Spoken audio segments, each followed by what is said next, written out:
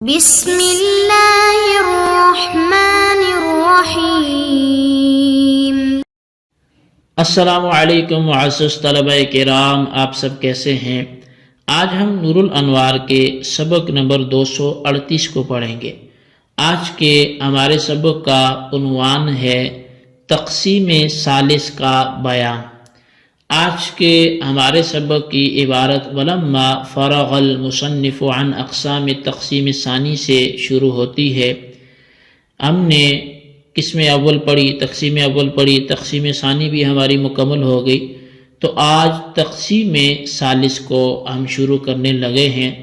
اور آج کے سبق میں ہم حقیقت کی تعریف حقیقت کے حوالے سے پڑھیں گے۔ تو آئیے سب سے پہلے ہم آج کے سبق کی عبارت اور اس کا ترجمہ کرتے ہیں، اور اس کے بعد پھر ہم اس کی وضاحت کی طرف بڑھتے ہیں۔ مصنف علیہ رحمہ لکھتے ہیں وَلَمَّا فَرَغَ الْمُصَنِّفُ عَنْ أَقْسَامِ التَّقْسِيمِ الثَّانِي شَرَعَ فِي بَيَانِ أَقْسَامِ التَّقْسِيمِ الثَّالِثِ۔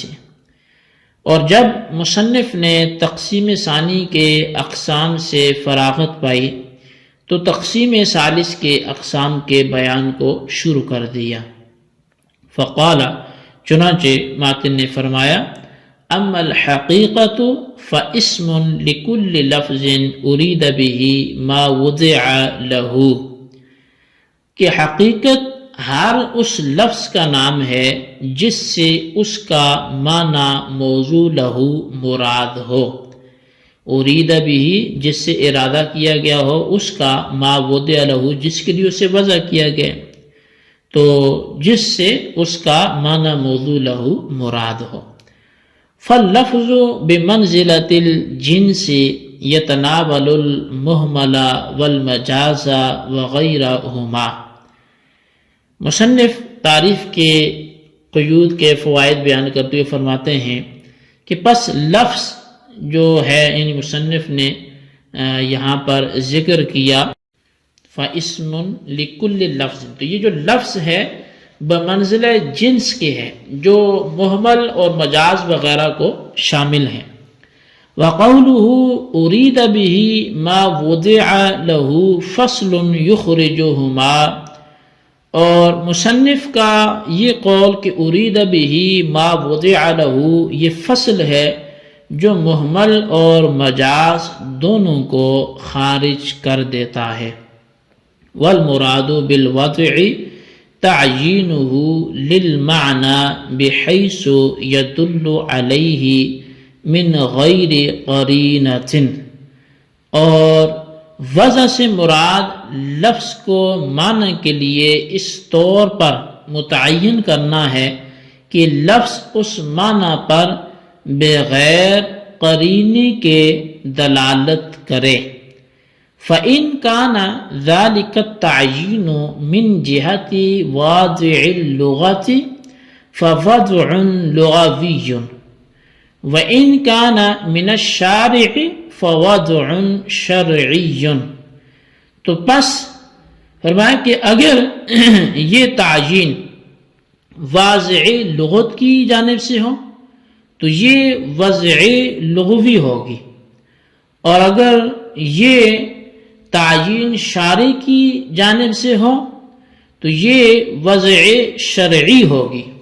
وَإِنْ كَانَ مِنْ قَوْمٍ مَخْصُوصٍ فَوَضْعٌ عُرْفِيٌّ خَاصٌ، اور اگر یہ کسی مخصوص جماعت کی طرف سے ہو تو یہ وضع عرفی خاص ہوگی۔ وَإِلَّا فَوَضْعٌ عُرْفِيٌّ عَامٌ، اور ورنہ وضع عرفی عام ہوگی۔ والمعتبر فی الحقیقت هو الوضع بشیء من الاوضاع المذکورۃ وفی المجاز عدمه، فهما فی الحقیقت من عوارض الالفاظ وقد یوصف بهما المعانی والاستعمال اما مجازا او على انه من خطأ العوام۔ اور حقیقت میں ان مذکورہ اوضاع میں سے کسی ایک وضع کا اعتبار کیا گیا ہے اور مجاز میں عدم وضع معتبر ہے، پس یہ دونوں دراصل الفاظ کے عوارض میں سے ہیں اور کبھی حقیقت اور مجاز کے ساتھ معانی اور استعمالات بھی متصف ہوتے ہیں، مجاز کے طور پر یا اس بنا پر کہ یہ عوام کی خطا کے قبیل سے ہیں۔ جی طلبہ کرام، یہ تھی ہمارے آج کے سبق کی عبارت اور اس کا ترجمہ۔ آئیے اب اس کی وضاحت کی طرف بڑھتے ہیں۔ مصنف جب تقسیم ثانی کی اقسام اور ان کے اقسام سے فراغت پا چکے تو اب تیسری تقسیم کا اقسام کو ذکر فرمانا چاہ رہے ہیں۔ تیسری تقسیم کے تحت بھی 4 قسمیں ہیں، جیسے کہ دوسری کے تحت تھی۔ یہاں حقیقت، مجاز، صریح اور کنایہ ہے۔ حقیقت فعلیت کے وزن پر حقیقت فعلیت فعیلت کے وزن پر، حقیقت فعیلت کے وزن پر حق سے ماخوذ ہے۔ حق ثبت کے معنی میں حقیقت صفت ہے اور لفظ اس کا موصوف ہے۔ تو مصنف نے حقیقی تعریف بیان کرتے فرمایا کہ حقیقت اس لفظ کا نام ہے جس سے وہ معنی مراد ہوں جس کے لیے وہ لفظ وضع کیا گیا۔ حقیقت اور مجاز کی تعریف میں اریدہ کا لفظ اس بات پر دلالت کرتا ہے کہ استعمال حقیقت اور مجاز کے شرائط میں سے ہے، یعنی لفظ وضع کے بعد اور استعمال سے پہلے نہ حقیقت ہے نہ مجاز ہے، البتہ استعمال کے بعد اگر لفظ سے معنی موضوع لہو کا ارادہ کیا گیا تو لفظ حقیقت ہوگا، اور اگر معنی غیر موضوع لہو کا ارادہ کیا گیا تو لفظ مجاز ہوگا۔ بہرحال لفظ حقیقت یا مجاز اس وقت ہوگا جب کہ لفظ مستعمل ہو، استعمال سے پہلے لفظ نہ حقیقت ہوگا اور نہ ہی مجاز ہوگا۔ اب شارح نے تعریف کے جو قیود کے فوائد ہیں وہ بیان کرتے ہوئے فرمایا کہ تعریف میں لفظ ہے، لکل لفظ جنس کے مرتبہ میں ہے جو محمل، مجاز اور معنی مستعمل فی سب کو شامل ہے، اور مصنف کا قول ارید بہ ما وضع لہ فصل کے مرتبہ میں ہے جو محمل اور مجاز دونوں کو تعریف سے خارج کر دیتے ہیں۔ اس طور پر کہ محمل تو کسی معنی کے لیے موضوع نہیں ہوتا اور مجاز سے ما وضع لہ مراد نہیں ہوتا بلکہ غیر ما وضع لہ مراد ہوتا ہے، پس ارید بہ ما وضع لہ کی کیسے دونوں خارج ہو گئے۔ شارح نے وضع کے معنی بیان کرتے ہوئے فرمایا کہ وضع سے مراد یہ ہے کہ لفظ کسی معنی کے لیے اس طور پر متعین کیا جائے کہ وہ لفظ اس معنی پر بغیر کسی قرینہ کے دلالت کرے، یعنی معنی پر دلالت کرنے میں کسی قرینے کا محتاج نہ ہو۔ پھر اس وضع کی 4 قسمیں، ایک وضع لغوی ہے، وضع شرعی ہے، وضع عرفی خاص ہے، وضع عرفی عام ہے۔ اس لیے کہ لفظ کو معنی کے لیے متعین کرنا واضح لغت کی جانب سے ہوگا یا واضح شرع کی جانب سے ہوگا یا کسی مخصوص جماعت کی جانب سے ہوگا یا عام لوگوں کی جانب سے ہوگا۔ اول ہے تو وہ وضع لغوی کہا جائے گا، جیسے انسان کی وضع حیوان ناطق کے لیے، صلاۃ کی وضع دعا کے لیے۔ اگر ثانی ہے تو وضع شرعی کہا جائے گا، جیسے صلاۃ کی وضع ارکان مخصوصہ نماز کے لیے۔ اور اگر ثالث ہے تو وضع عرفی خاص کہلائے گا، جیسے نحویوں کے یہاں فعل کی وضع اس کلمہ کے لیے جو مستقل معنی پر دلالت کرے اور کسی زمانہ کے ساتھ ملا ہوا بھی ہو۔ اور اگر رابع ہے تو وہ وضع عرفی عام ہوگا، جیسے دابہ کی وضع چوپائے کے لیے۔ اب صاحب نور الانوار کہتے ہیں کہ حقیقت کے لیے یہ شرط نہیں ہے کہ لفظ کسی معنی کے لیے 4 وضعوں کے اعتبار سے موضوع ہو، بلکہ ان میں سے کسی ایک وضع کا متحقق ہونا کافی ہے۔ یعنی اگر لفظ کو مذکورہ اوضاع میں سے کسی ایک وضع کے اعتبار سے معنی کے لیے وضع کیا گیا ہے تو وہ حقیقت کہلائے گا، اور حقیقت میں یہی معتبر ہے۔ اور رہا مجاز تو اس میں پھر جملہ عدم وضع کا پایا جانا معتبر ہوتا ہے، یعنی مجاز ہونے کے لیے اتنا کافی ہے کہ لفظ کسی ایک وضع کے اعتبار سے موضوع نہ ہو۔ یہ مطلب ہرگز نہیں ہے کہ لفظ اگر 4 وضعوں کے اعتبار سے موضوع نہ ہوگا تو مجاز ہوگا۔ مثلا لفظ صلاۃ دعا کے معنی میں حقیقت لغوی ہے اور ارکان مخصوصہ کے معنی میں مجازی لغوی ہے، اور اہل شرع کے نزدیک ارکان مخصوصہ کے معنی میں حقیقت ہے اور دعا کے معنی میں مجاز ہے۔